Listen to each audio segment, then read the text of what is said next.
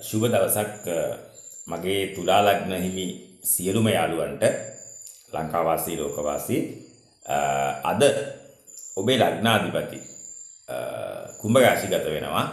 ඒ කියන්නේ තුලා ලග්න හිමියන්ගේ හඳහනේ පස්වෙනි භාවයට ලග්නාධිපති ගමන් කරනවා. ඒ කියන්නේ තුලා වෘශ්චික ධනු මකර කුම්භ කියන්නේ එහෙනම් තුලා ලග්න හිමියන්ගේ හඳහනේ පස්වෙනි කොටුව නැත්නම් පස්වෙනි රාශිය නැත්නම් පස්වෙනි භාවය. එතකොට මෙයා හඳහනේ අටවැන්නාධිපතිත් වෙනවා. හරි බලමු. තුලා වෘශ්චික ධනු මකර කුම්භ මීන මේෂ වෘෂභ. එතකොට හඳහනේ අටාධිපතියා තමයි මේ පස්වෙනි භාවයට ගමන් කරලා තියෙන්නේ. ඒතර අටවැන්නේ අධිපතියා 6 8 12 කියන ස්ථාන තුනෙන් එකක හිටියොත් අපි ඒක සලකන්නේ සරල ආයෝගය කියලා. ඒ කියන්නේ විපරීත රාජයෝගිකින් එකක්. විපරීත රාජයෝග තුනක් තියෙනවා. හර්ෂා, සරලා සහ විමලා කියලා. එතකොට යම් විදිහකින් ඔබේ උපන් හඳහනේ ලග්නාධිපති 6 8 12 කියන ස්ථාන තුනෙන් එකක ඉන්නවනම් ඒකත් ඉතා සුවිශේෂ තත්ත්වයක්.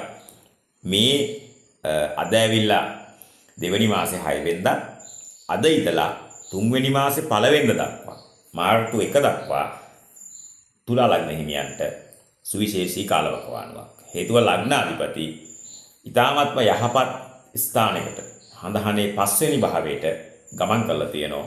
ඔබේ සිතුවිලි ධනාත්මක වෙන්න, ඔබේ කැපැසිටි එක පුළුල් වෙන්න, ඔබේ උසුලා සිටීමේ හැකියාව වැඩි වෙන්න, ආධ්‍යාත්මික බලය ශක්තිමත් වෙන්න, ඉවසීම වැඩි වෙන්න ඉතාමත්ම හොඳ කාලයක්.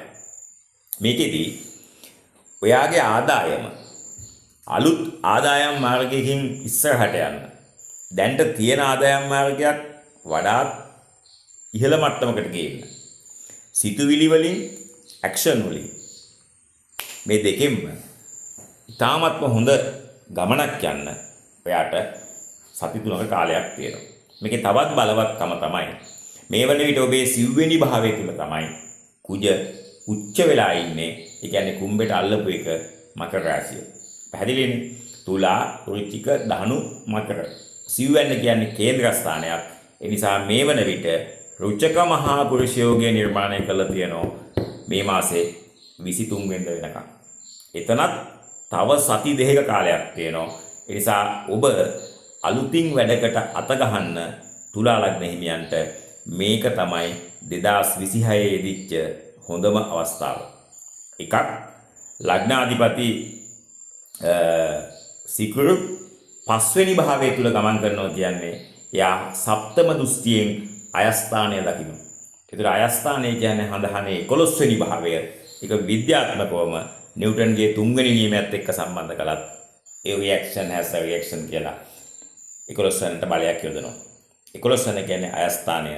ආන්ගේ නිසා සිව්වැන්නේ රුචක මහා පුරුෂ යෝගයක් නිර්මාණය කරන ගමන් ලග්නාධිපති 5 වෙනි භාවය තුල ගමන් කරනවා 11 වෙනිට දෘෂ්ටි හෙළමින්. ඉතින් ඒ නිසා මෙන්න මේකෙදි යම් තුලා ලග්න හිමියෙක් ඉන්නවා නම් තමන්ගේ දුව පුතා විභාග වලට මුහුණ දෙන, විශේෂයෙන්ම විශ්වවිද්‍යාල වලින් අවුට් වෙලා දැන් රැකියාව වෙනද පොලේ විශාල රැකියා ප්‍රමාණයක් ආණ්ඩුව ගැසට් කරලා තියෙනවා. ටීචින් එක්සෑම් ඇතුළුව ආන් ඒවට සූදානම් වෙලා ජයග්‍රහණ ලබාගෙන ළමයින්ගේ ජයග්‍රහණ ඔබේ සතුටක් බවට, ඔබේ සතුට ඔබේ දිනුමේ වැඩි වෙන්න හේතුවක් වෙනවා. ඉතින් ඒ නිසා අපි සුබ පතනවා තුලා ලග්න හිමියෝ හැමෝටම ඔබ මෙතෙක් කල් ඔබේ මුදල් ටික බැංකුවේ දාගෙන හිටියනම්, FD දාගෙන හිටියනම් දැන් ඒවා එළියට ගන්න කාලය ඇවිල්ලා. ඇයි අපි එහෙම කියන්නේ? මගේ යාළුවෝ දන්නවා මීට අවුරුදු 2කමාරකට 3කට කලින්, ඒ කියන්නේ 2022 23 කාලේ බැංකු විසින් ගෙව්වා ඉලක්කම් 2ක පොලි අනුපාතයක්. ඒ කියන්නේ උදාහරණයක් හැටියට ලංකාවේ සියලුම වාණිජ බැංකු 120ට වැඩිය වාර්ෂික පොලි අනුපාතයක් ගෙව්වා ස්ථාවර තැන්පතු වලට. ඒ කියන්නේ 125, 26, 27, 28 ගෙව්වා. නමුත් එහෙම ගෙවපු වාණිජ බැංකු අද ගෙවන්නේ තනි ඉලක්කමක පොලි අනුපාතයක්. ඒ කියන්නේ 6යි 7යි උපරිම 7.5ක් වගේ තමයි අවුරුද්දක FD එකකට ගෙවන්නේ ස්ථාවර තැන්පතු වලට. එහෙනම් කොච්චර කිව්වත් රටේ උද්දමනය ඔයි කියන ගානට වඩා වැඩි. හේතුව මම ඒකේ විද්‍යාත්මක කතාව කියලා තියෙනවා. මහ බැංකුව කියන්නේ මූලික උද්දමනය පිළිබඳව සැබෑ ලෝකේ තියෙන මතුපිට උද්දමනයක්. ඒ මතුපිට උද්දමනය අනිවාර්යයෙන්ම මූලික උද්දමනයට වැඩි. මොකද උද්දමනය ගණනය කරන විදි දෙකක් තියෙනවා. එකක් තමයි සියලුම භාණ්ඩ හා සේවාවන් වල මිල ගණන් වල වෙනස් වීම මතුපිට උද්දමනයෙන් මනිනවා. ඒක ටිකක් ඉහළයි. හැබැයි කන බොන දේවල් ඉන්ධන කියන්නේ පෙට්‍රල් ඩීසල් භූමි තෙල් වල මිලයි ඔය ගෑස් වගේ ඒවා සහ කන බොන සියලුම දේවල් ඉවත් කළා තමයි නැවත උද්දමනය මනින්නේ. ආන් ඒකට තමයි මූලික උද්දමනය කියන්නේ. මූලික උද්දමනය කොහොමත් අනිලක්කමක ඇති. අපිත් පිළිගන්නවා. හැබැයි මතුපිට උද්දමනය කියන ගානට වඩා වැඩි. ඒතර උද්දමනයට වඩා ගෙවන පොලි අඩු නම් උදාහරණයක් හැටියට උද්දමනය 10%යි කියලා හිතුවොත් බැංකු ගෙවන්නේ 7%ක පොලියක් කියලා හිතුවොත් හැම රුපියල් 100ක්ම බැංකුවේ තිබීම නිසා අවුරුද්දකට 3%කින් එහි වටිනාකම අඩු වෙලා. ඇයි? උද්දමනය 10%යි නාමික පොලි අනුපාතය ගෙවන්නේ 7%යි ස්ථාවර තැන්පතු වලට. එතකොට උද්දමනයට වඩා 3%ක් නාමික පොලියත් අඩුයි. ඒ කියන්නේ මූලික පොලිය ඍණ 3යි. ඒ කියන්නේ කොහොමද හෙව්වේ?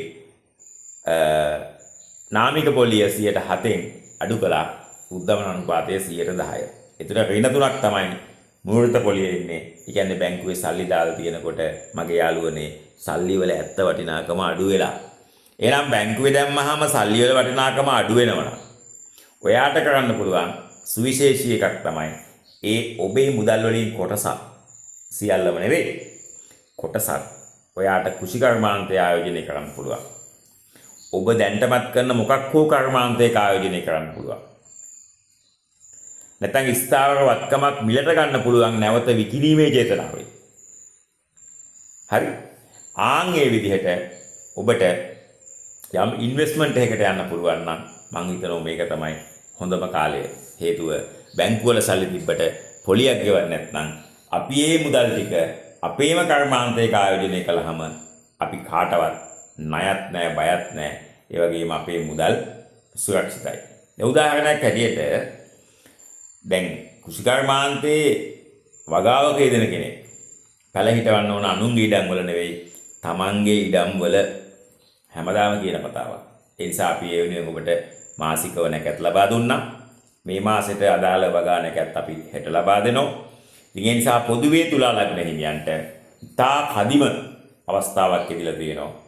ඒ තමයි ලග්නාධිපති. ඒ කියන්නේ පළවැන්නේ අධිපති සහ විශේෂයෙන්ම අටවැන්නේ අධිපති නේ තුලා වෘශ්චික ධනු මකර කුම්භ මීන මේෂ වෘෂභ. ඒ කියන්නේ අටවැන්නේ අධිපති තුලින් බොහෝ විට නිර්මාණය වෙන විපරීත රාජයෝග. ඉතින් ඒ සරල යෝගයත් ඔබේ හඳහනේ තියෙනවා. එයා දැන්ටමත් ජීවිතයේ දෙවනි භාගයේ තුල ඉන්න කෙනෙක් නම් දැන් නැගිටින්න හොඳම වෙලාව තමයි මේ ඉස්සරහට තියෙන සති 3ක කාලය. අද 6 වෙනිදා මේ වීඩියෝ එක අප්ලෝඩ් වෙනකොට 7 වෙනිදා දැන් රාජ 12 පහුවෙච්ච නිසා. එතකොට ඔබ අවදි වෙනකොට ඔබට මේ ඔබේ ලග්නයට අදාළ මේ වීඩියෝ එක වතාවක් නෙවෙයි දෙතුන් වතාවක් බලන්න. ඔබ ඉන්න කර්මාන්තය මොකක් වුණා? ඔබ ඉන්න බිස්නස් එක මොකක් වුණා? ඔබේ වෘත්තිය මොකක් වුණා? ඔබ නැවත දෙවනි ආදායම් මාර්ගයකට යන්න. ඔයා රජයේ සේවකයෙක් වෙලා මාණ්ඩලික නිලධාරියෙක් වෙලා විධායක ශ්‍රේණියේ ඉඳලා මොන තැනක හිටියත් ඔයා ඉරිද සෙන්සුරාද පාවිච්චි කරන්න ඕන නිවසේ මකුණුදල් කඩන්න නෙවෙයි ඔබේ වගා බීමේ පැලයක් හිටවන්න හැමදාම කියනවා. ඒ නිසා ඔබ හැම සෙනසුරාදම වගා බීමට ගියා නම් ඒක ඔබට එකාතකින් ජිම් එකක්, එකාතකින් ආධ්‍යාත්මික සුවයක් ලැබෙන පන්සලක්, ඒ වගේම සබාදහමත් එක ගනුදෙනු කරන්න තියෙන කදිම අවස්ථාව. දැන් මම පහුගිය කාලේ ඔය ගොඩක් ජ්‍යොතිෂ විද්‍යාත්මක කටයුතු වල හිටිය නිසා මට හිතුණා මේ සෝබාදහමෙන් දපු සත්තු අඳ වෙලාද කියලා. ඇත්තම කතාව සෝබාදහමේ සත්තු අඳ වෙලා නැහැ. අපි බිසී නිසා අපිට ඒ සත්තු පේන්නේ. ඇත්ත ඒක. දැන් ගොඩක් අය කියන සත්තු අඳ වෙලා කියලා. යම් අඩුවක් තියෙනවා සමනල්ලුන්ගේ. අපි පුංචි කාලේ කහ පාට සමනල්ලු, සුදු පාට සමනල්ලු එකම જાතියෙන් රංචු ගියා. මේ කාලෙට. අපි ඒ කාලේ කියන්නේ සිරිපාදේ වඳින්න යනවා කියලා සමනල්ලු. නමුත් අද ඒ සමනල්ලුන්ගේ ප්‍රමාණය අඩු වෙලා. ඒ වගේම ඉඩම් වල හතු පිපෙන එක අඩු වෙලා. මම මේ සෝබාදහමත් එක්ක ඉන්න නිසා මට දැනෙනවා. අපි පුංචි කාලේ අපේ සමහර ඉඩම් වල වහින කාලෙට සමහර තැන් වල හැම මාසෙම හතු පිපෙනවා. අපි එතෙන්ට ගිහින් බැලුවාම එතන හතු තියෙනවා. නමුත් මේ වන විට ඒ තැන් වල හතු පිපෙන එක නැවතිලා තියෙනවා. සමහරවිට සෝබාදහමේ මොන හරි ක්‍රියාවලියක් වෙන්න පුළුවන්. වර්ෂාපතනයේ වෙනසක් වෙන්න පුළුවන්. උෂ්ණත්වයේ වෙනසක් වෙන්න පුළුවන්. එතන වෙනසක් තියෙනවා. නමුත් අනිකුත් වලිකුකුල්ලු, ගේ කුරුල්ලෝ, කොබෙයියෝ, මයිනෝ, කෑඳැත්තෝ, පිළිවිඩු ඔක්කොම සත්තු ටික ඉන්නවා. හැබැයි අපිට ඒගොල්ලෝ දකින්න වෙලාවක් නැහැ. ඒ නිසා තමයි අර ලස්සන ගීතයක් තියෙන්නේ මගේ යාළුවනේ. සමනලයා මලහා ළමයාසේ බාල ළමා වයසේ. මේවා තිදෙනා හිටියේ එක යායේ ජීවිතයේ අරුමේ. ඒ කියන්නේ සමනලයක් හිටියා, මලත් හිටියා, තිබුණා ළමයාත් හිටියා. ඒ තුන් දෙනා බොහොම සෝබාදහමත් එක්ක ලස්සනට ගනුදෙනු කළා. නේ සමනලය කියන්නේ සෝබාදහමේ නිර්මාණයක්, මල කියන්නේ සෝබාදහමේ නිර්මාණයක්, ඇත්තට ළමයා කියන්නේ සෝබාදහමේ නිර්මාණයක් තමයි. එතන ඒ අපි පුංචි කාලේ විඳපු ජීවිතේ ඔයාගේ වගාවීමට ගියහම ඔයාට නැවත විඳින්න පුළුවන්. අලුතෙන් ජිම් එකකට යන්න ඕනේ නැහැ. කානුවක් ගොඩ දැම්ම නම් මේ අතපය ශක්තිමත් වෙනවා. ඒ වගේම පන්සලකට ගියා වගේ තමයි ඔයා හිටවපු කෙහෙල් ගහක පරණලක් කපන්න. ඒ කෙසෙල් ගහ පූදිනකොට දැනෙන සතුට, කෙසෙල් මුය කඩනකොට දැනෙන සතුට, පිරිවැස්සක් දානකොට ලැබෙන සතුට, කැන කපනකොට දැනෙන සතුට, කෙහෙල් බඩේ තල්නකොට දැනෙන සතුට, පැලයක් අලුතෙන් ලියලානකොට දැනෙන සතුට ඒක හරි පුදුමයි. උදාහරණයක් හිතුව ඔයාගේ අතින් හිටවපු පොල් ගහක මුලින්ම පීඩිච්ච දවස අර මලක් කෙනව දැක්ක ගමන් ලැබෙන සතුට ඒ නිසා ඒ වගාබිමක් කියලා කියන්නේ එක පැත්තකින් පන්සලක්, අනිත් පැත්තෙන් ජිම් එකක්, අනිත් පැත්තෙන් ඔයාගේ පර්ස් එකේ මුලාස්කයක් සහ ඔබ ඇත්තටම සෝබාදහමේ කොටස්කාරයෙක් කියලා ඔබට දැනෙන අවස්ථාවක්. ඒ නිසා තුලා ලග්න හිමියෝ කියන්නේ ඇත්තටම සංවේදී මිනිස්සු. ඔබේ ලග්නාධිපති සිකුරු. ඒ නිසා ලෞකික දියුණුව වෙනුවෙන් ගොඩක් කැමැත්තක් දක්වන, රුචිකත්වයක් දක්වන කොට්ටාසයක් තමයි තුලා ලග්න හිමියෝ. වෙන කෙනෙක් දැන් මේක දන්නේ නැති කෙනෙක් කියන්න පුළුවන් පිස්සුද ලග්න 12ම කට්ටිය දියුණු වෙන්න කැමති නේ කියලා. නෑ. එහෙම කියන්න බෑ. දැන් සමහර මිනිස්සු ඉන්නවා. උපංගේම කොච්චර සැප සම්පත් තිබ්බත් භුක්ති විඳින්න කැමති නෑ. දැන් මම දන්න අය ඉන්නෝ ඉඩකඩම් තියෙන ඕන පදම්. අක්කර 50 60 තියෙන කට්ටිය ඉන්නවා. හැබැයි වගා කළා ආදායමක් උපද ගන්න, උත්පාදනය කරගන්න රුචිකත්වයක් නැහැ. ඒ තුලින් ආදායමක් උපදගෙන වාහනයක් පදින්න පිනක් නැහැ. සමහර වෙලාවට ඉඩම් ටික නිකන් තියාගෙන ආදායමක් නැතුව රෝස් පානුයි පොළොයි උලුප්පගෙන කාලා ජීවත් වෙන කට්ටිය ඉන්නවා. එන ප්‍රභූ මිනිස්සු. හරි වංශේ කබල් ගන්න මිනිස්සු. කම්මැලි මිනිස්සු. හැබැයි තුලා ලග්න හිමියෝ සහ වෘෂභ ලග්න හිමියෝ එහෙම නැහැ. ඒගොල්ලන්ගේ ලෞකික දියුණුව වෙනුවෙන් උපරිම සටනක් දෙන්න තුලා ලග්න හිමියෝ සහ වෘෂභ ලග්න හිමියෝ සූදානම්. ඒකට හේතුව ඒ දෙගොල්ලන්ගේම ලග්නාධිපති වෙන්නේ සිකුරු. එයා තමයි ග්‍රහලව සුකුමාලිය හැටියට ප්‍රේමයට, ලෞකික දියුණුවට, ආදරයට, විවාහයට, ළමයි ලැබීමට, විදේශගත වීමට, ඒ වගේ බොහෝ සම්බන්ධතා ගොඩක් මේ සිකුරු කියන ග්‍රහය නියෝජනය කරනවා. ඉතින් ඒ නිසා මම යෝජනා කරනවා තුලා ලග්න හිමියන්ට මෙන්න මේ ඉදිරි සති තුනක කාලය පැහැදිලි ජයග්‍රහණයක් අත්පත් කරගන්න පුළුවන්කම තිබෙනවා. ඔබට නැතත් ඔබ දැන් වයස්ගත වෙලා ඉන්නව නම් ඔබේ දුව පුතා තමන්ගේ ඉලක්ක වෙත කැඳවාගෙන යන්න පුළුවන් ප්‍රබල ග්‍රහ බලයක් දෙමව්පිය හැටියට ඔබට තියෙනවා. ඔබ ආශිර්වාද කරන්න ඔබේ ළමයි වෙනුවෙන් ඔවුන්ගේ ජයග්‍රහණය සහතික වෙන විදිහට. ඒ නිසා අපි මීට කලිනුත් වීඩියෝ කීපයක අවධාරණය කරලා තියෙනවා දෙමව්පියන්ගේ හඳහනේ ග්‍රහ බලය ළමයින්ගේ ජයග්‍රහණ තුලින් නිරූපණය වෙනවා කියලා. ඒ නිසා අපි මගේ යාළුවෝ ඒ වීඩියෝස් බලන්න නැති කියලා මම විශ්වාස කරනවා. දේශපාලනයේ සැබෑ අය, ඒ වගේම මෙඩිකල් ෆැකල්ටි ගිහිපු සැබෑ ළමයි, ඒ වගේම විදේශගත වුණ අපේ යාළුවන්ගේ ළමයි කීප දෙනෙක්. ඒ හැම අවස්ථාවෙම අපි හොරොස්කෝප් චෙක් කරලා කල්ැතුව යනාලකි කියලා තියෙනවා. ඒ නිසා මගේ යාළුවෝ දන්නෝ අපි පහුගිය කාලේ කිව්වා රන් මිල වැඩි වෙනවා කියලා. වැඩි වුණා. වාහන මිල අඩු වෙනවා කිව්වා. අඩු වුණා. ඒ වගේම මේ විචල්යන් වල තියෙන අන්තර් සම්බන්ධතාවය විශේෂයෙන්ම ඇමරිකන් ඩොලර් එකේ ගෝලීය ඉල්ලුම. ඒ වගේම මේ ලෝක යුද තත්ත්වයන් මේ සියල්ල අපි කල් තියා කිව්වා. ඒ විතරක් නෙවෙයි යාළුවනේ ඔබට බලන්න පුළුවන් ලිඛිත මාධ්‍ය තුල මම අවධාරණය කළා මීට අවුරුදු 3කට කලින් කාන්තාවන් බලවත් වේ කියලා. කාන්තාවන් බලවත් වේ කියලා කිව්වහම සමහර අය hina වුණා. ඊට පස්සේ අගමැති කාන්තාවක් වුණා. විභාග දෙපාර්තමේන්තුවේ ප්‍රධානියා කාන්තාවක් වුණා. දැන් අද දවසේ විගණකාධිපති දෙපාර්තමේන්තුවේ කාන්තා නියෝජනය පළමු වතාවට ලොකු පුටුවට ගිහින් තියෙනවා. ඒ ඔක්කොටම වඩා ලංකාවේ පළවෙනි වතාවට කාන්තාවෝ බස් කොන්දොස්තර වෘත්තියටත් දැන් අදපත් වුණා. ඔබ දකින්න ඇති. අර ගුවන් නියමුව වගේ හොඳ නිල ඇඳුමකුත් එක්ක කාන්තාවෝ පිරිසක් බස් කොන්දොස්තරලා හැටියට අද සේවයට එකතු වුණා. ඒ කියන්නේ හැම ශාස්ත්‍රයක් තුළම කාන්තාවන්ට තමන්ගේ නියෝජනය, තමන්ගේ හයිය, තමන්ගේ ගැම්ම පෙන්වන්න පුළුවන් වටපිටාවක් ලංකාවේ නිර්මාණය වෙලා තියෙනවා. අපි ඔක මීට අවුරුදු 3කට 3මාරකට කලින් කියලා තියෙනවා. ලිඛිත පුවත්පත්වලට. ඉතින් ඒ නිසා මේ කියන හැම වගකීමක්ම මේ කියන හැම අනාවැකියක්ම අපි හේතුවක් ඇතුව කියන්නේ ඕනෑම කෙනෙකුට හේතුව පැහැදිලි කරන්න පුළුවන්. මොකද අපි මිත්‍යාවට විරුද්ධව විද්‍යාවෙන් පහර දෙන්නේ. ඒ නිසා කෙනෙකුට මේක තේරුම් නොගැනීම නිසා යම් ප්‍රශ්නයක් ඇති වෙන්න පුළුවන්. ඕවා කියන්න පුළුවන්ද මොන පිස්සුද? ඒ වගේ අදහසක් එන්න පුළුවන්. ඔයාලට මතකයි මම පොලිසියට අපලයි කියලා වීඩියෝස් ගහනකොට සමහර අය මගෙන් කමෙන්ට් කරලා ඇහුවා කොහොමද පොලිසියට අපල වෙන්නේ කියලා. මම එයාට හේතු පැහැදිලි කළා.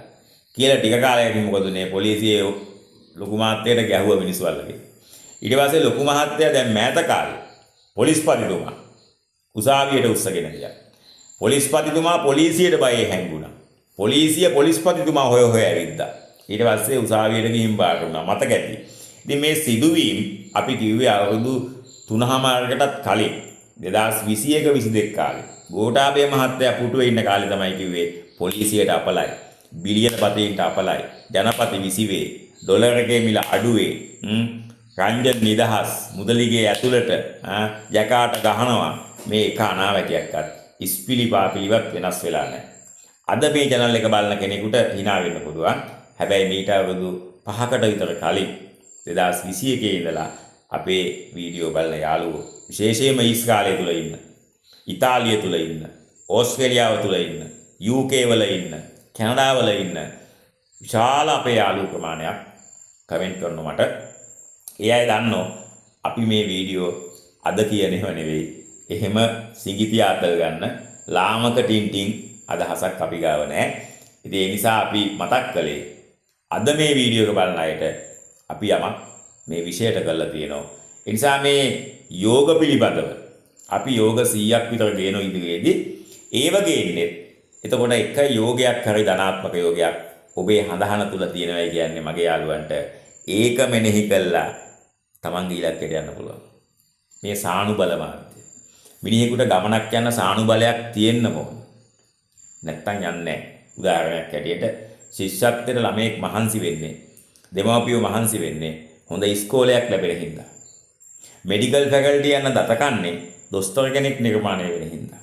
ඉංජිනේරු ෆැකල්ටියට යන දඟලන්නේ ඉංජිනේරුතුමෙක් බිහි වෙන හින්දා. විදේශගත වෙන්න දඟලන්නේ මීට වඩා ජීවන තත්ත්වයක් තියෙයි කියලා විශ්වාස කරන හින්දා. අපි දන්නේ නැතිද කියලා. තියෙයි කියලා විශ්වාස කරන හින්දා. ඒ හින්දා සානුබල කියන්නේ ආර්ථික පද්ධතියක් ඇතුලේ තිබිය යුතුම අත්‍යවශ්‍ය සාධකයක්. ඒ මත තමයි තමන්ගේ ගමන ගාමක බලය පෙළඹුම් සාධකයේ බවට පත් වෙන්නේ. දැන් උදාහරණයක් හැටියට උපාසකම පන්සල් යන්නේ පින කියන සානුබලය නිසා. කුසල් කියන සානුබලය නිසා. අපි ලස්සන්ට ඇඳුම් අඳින්නේ. මිනිස්සු අපි දිහා බලලා අපේ මට්ටම ඇඳුමෙන් මනී කියලා හිතන හින්දා. දැන් හිතන්නකෝ වෙඩින් එකක කාන්තාවක් සහභාගී වෙන වෙඩින් එකක තියෙන ලස්සනම සාරියක ඇඳලා ඇහි බබ හදලා ඇස්යට කළු කළා තොල් රතු කළා නේ ආභරණ පැළඳගෙන හරියට කරණුව ගෙනියන ඇතෙක් වගේනේ කාන්තාව මගුල් ගෙවල් වල යන්නේ. ඇයි ඒ? සමහර වෙලාවට එයා දිහා කවුරුවත් බලන්නෙත් නැහැ. නමුත් එයා විශ්වාස කරනවා අර මගුල් ගෙදර ඉන්න සියලුම දෙනා Taman දිහා බලනවා කියන. ඒක තමයි සිතුවිල්ල. ඒතර ඒක නරක නෑ. Tamanගේ ආත්ම අභිමානය වෙනුවෙන් Tamanට තියෙන හොඳම ඇඳුම, හොඳම පැළඳුම, හොඳම මේකප් එක දාගෙන යනවා. ඉතින් ඒක තුලින් පේන්නේ මිනිස්සු ආත්ම අභිමානය කියන්නේ Tamanට ඉස්සරහට යන්න තියෙන හොඳ අවස්ථාවක් නේ. අපි දත් මදින්නේ, මුණ හොදන්නේ, ඇඳුම් අඳින්නේ, කොණ්ඩ පීරන්නේ, ඒ ඔක්කොම අනුන්ට පේන්න. ඒ අනුන්ට පේනවා කියන්නේම අපි සමාජ සත්ත්වේ අපිට මේ හුදකලාවේ ජීවත් වෙන්න බෑ. ඒ හින්දා මම යෝජනා කරනවා තුලා ලග්න හිමියන්ට ඔන්න අවස්ථාවක් තියෙනවා. හොඳ ගේම් එකක් ගහන්න පුළුවන්. පිච් එක ඔයා වෙනුවෙන් මම හැදිලා තින්නේ. තැටිය හොඳට රත් වෙලා තින්නේ. එන රොටිය පුච්චන්න සති 3ක් තියෙනවා. ඒකෙත් සති 2ක කාලයක් තියෙනවා. මේ මාසේ 23 වෙනිදා වෙනකන් තියෙනවා. රුචක මහා පුරුෂ යෝගයක් නිර්මාණය කරනවා. හේතුව කුජ උච්චයි මකර රාශිය තුල. එහෙනම් තුලා වෘශ්චික ධනු මකර කියන්නේ සිව්වෙනි භාවය. 1 4 7 10 කියන කේන්ද්‍ර ස්ථානයක් තුල කුජ උච්ච ස්වක්ෂේත්‍ර බලයෙන් හිටියොත් තමයි ඔය රුචක මහා පුරුෂ යෝගය දෙන්නේ. ඒක ඉතා බලගත යෝගයක්. පංච මහා පුරුෂ යෝග වල මම පෞද්ගලිකව විශ්වාස කරනවා බලගතුම යෝගය රුචක යෝගය කියලා. ඒකට හේතුව ග්‍රහලව සෙම්පතිය හැටියට සලකන්නේ කුජ. එයාගෙන් නිර්මාණය වෙන්නා වූ යෝගය තමයි රුචක මහා පුරුෂ යෝගය කියන්නේ. දැන් ශෂ මහා පුරුෂ යෝගය කියන්නේත් ඒ වගේම බලවත් එකක්. හැබැයි එතෙන්දී ශනිගෙන් තමයි ඒක නිර්මාණය වෙන්නේ. එතෙන්දී Tamanට ලැබෙන ලෞකික දේවල් වලට වඩා අනුන්ට සමාජ සේවයක් කරන්න තමයි ශෂ මහා පුරුෂ යෝගයේදී පෙළඹුම් සාධකයක් බවට පත් වෙන්නේ. ඒ නිසා තුලා ලග්න හිමියන්ට Tamanට යමක් කරගන්න, Tamanගේ පර්ස් එක ශක්තිමත් කරගන්න, Tamanගේ නිශ්චල දේපල වැඩි කරගන්න, Tamanගේ අලුත් ආදායම් මූලාශ්‍රයක් ඉස්මතු කරගන්න, Tamanගේ ෆැමිලි එකට අලුතෙන් ළමයෙක් එකතු කරගන්න, විශේෂයෙන්ම ළමයි හදන වයසේ ඉන්න අම්මලාට තාත්තලාට මේක සුවිශේෂී අවස්ථාවක්. ඒ නිසා හැමදාම මට අම්මලා දෙතුන් දෙනෙක් කතා කරනවා අනේ සර් අපිට ළමයි නැහැ මේකට උදව්වක් කරන්න කියලා. ඉතින් ඒ නිසා විශේෂයෙන්ම ළමයි තැම්පත් කරන කටයුත්තෙදිත් අපි දෙමාපියන්ට සුදුසු කාලවකවානුව අල්ලලා දෙනවා. එහෙම සුදුසු කාලවකවානුවක් නැත්නම් අපි නිහඬ වෙලා ඉන්නවා. හඳහන බලලා ළමයි නැත්නම් සමහර වෙලාවට මේ රාහුගෙන් රාහු වගේ ඉන්න අවස්ථාවල රාහු මහදසාවේ රාහුගේ අන්තර්දසාවේ රාහුගේ විදසාවේ රාහුගෙන් රාහු ඉන්නවනම් අපි දුට්ට ප්‍රමාද කරනවා. ඒ අම්මලාට දින ලබා දෙන්න. හේතුව යම් විදියකින් ළමයි නැතුව ඉන්නට වැඩිය භයානකයි විශේෂ අවශ්‍යතා ළමයෙක් බිහි වුණොත්. ඒ නිසා අද වෙනකොට ලංකාවේ 100 ගාණක් විදේශ රටවල් වල විශේෂ අවශ්‍යතා ළමයි බිහි වෙලා.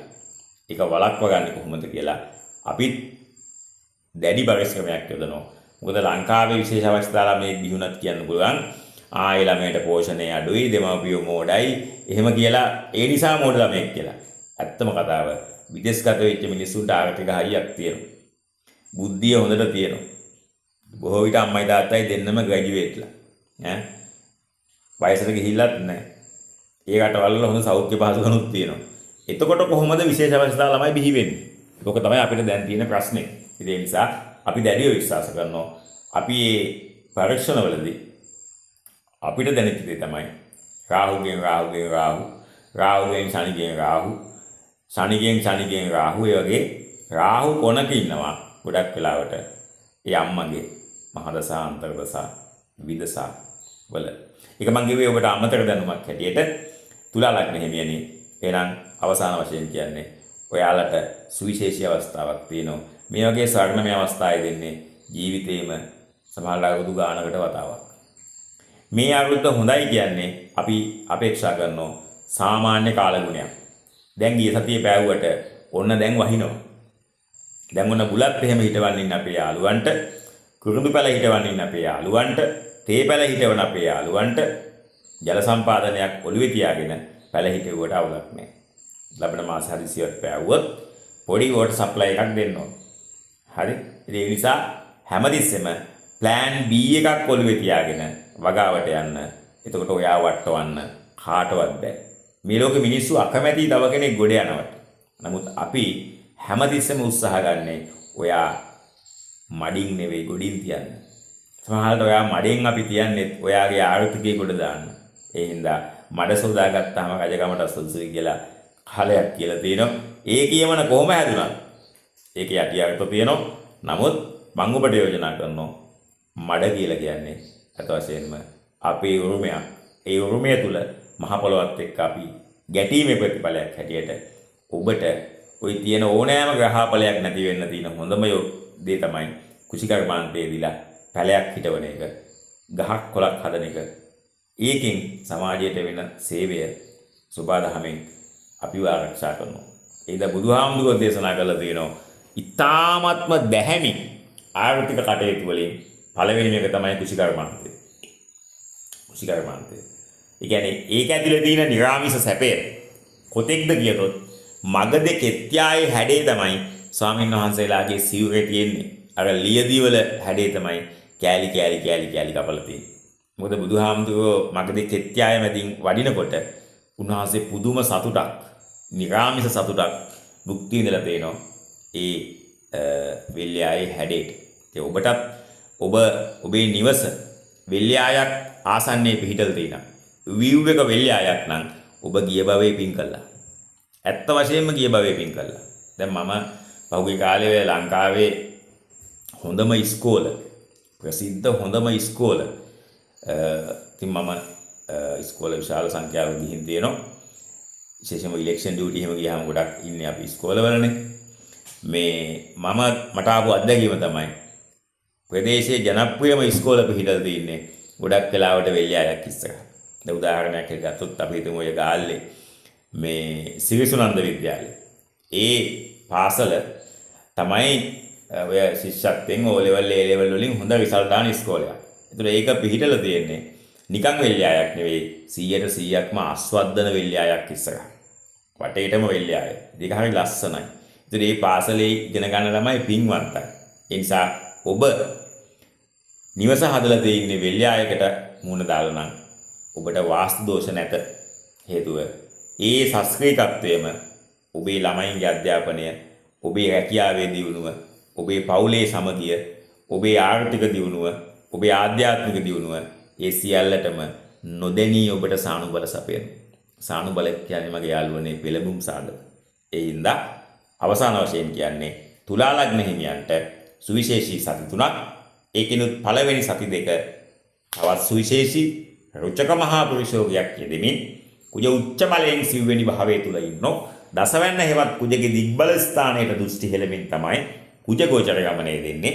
ඒකම පස්වෙනි භාවයේ තුල ලග්නාධිපතිගේ චලිතය විශේෂයෙන්ම අටවැන්නාධිපති හැටියට ලග්නාධිපති කටයුතු කරනවා.